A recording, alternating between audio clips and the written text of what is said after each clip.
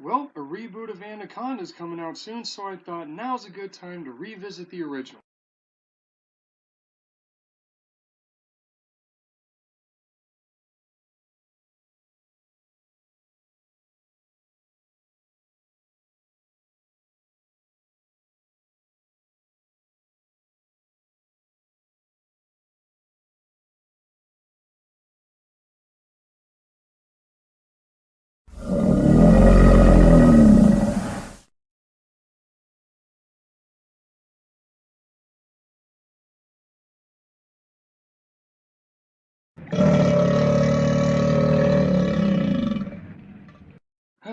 The 1990s, the decade when creature films were made with puppets and CG. Personally, I'm always going to prefer CG over puppets, but I do appreciate puppet use, so don't go hating in the comments. And the OG Anaconda is no exception, but before I talk about the snake in this movie, I gotta mention the really weird casting here.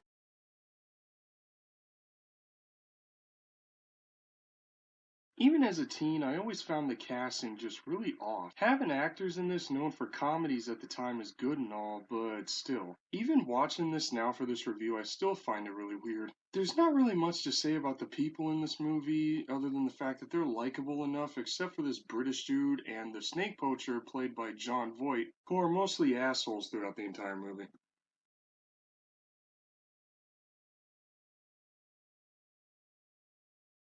One aspect about this movie that's always worth noting is how well the plot and setting work together. The plot centers around a documentary crew headed to the Amazon jungle in search of a mysterious tribe of people who are simply just called the People of the Mist the entire movie, who run into a snake poacher who's in search of a big ass anaconda, which sees them later on as a new source of local steaks for a limited time. Being stuck in the middle of somewhere with nothing to rely on but who you're on the trip with has been played out in a large amount of creature films, and Anaconda is no exception.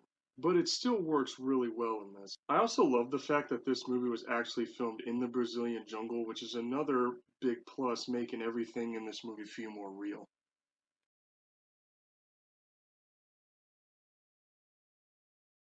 Now, we all know why we watched this movie in the first place, and that's for the big ass snake. And as stated at the beginning of this review, this movie came out at a time when creature effects were done with blends of CG and puppets, and in this movie, they still hold up to this day. But I do have a few little nitpicks with it. First off, the puppet used for the anaconda moves a bit too stiffly in some shots, and there's two scenes that, in my opinion, could have been done way better. The first being the opening with Danny Trejo. Yes, he's in this, but only for one scene that gets brought up only one other time, where he gets chased and presumably eaten by the anaconda.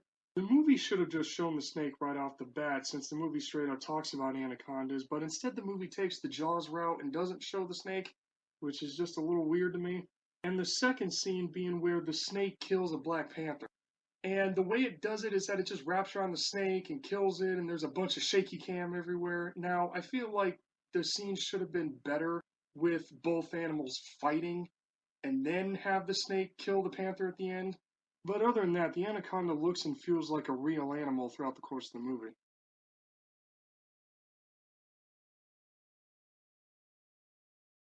Despite the odd casting and my little nitpicks with the snake, Anaconda is a solid creature film that I highly recommend checking out. It's crazy how this movie came out the same year as the second chapter of the Jurassic Park Legacy, albeit a month before. I give this movie a perfect score of 5 out of 5. Alright, folks, thank you all for watching. Please be sure to like, share, and please consider subscribing. Also, please come check me out at my Instagram at Megalini2023. And for those of you who are interested in fan art or toy photography or figure photography, as us nerds call it, please be sure to come check me out at DeviantArt at Dimetrosaur2022. Alright, so see you in the next review, folks. Have a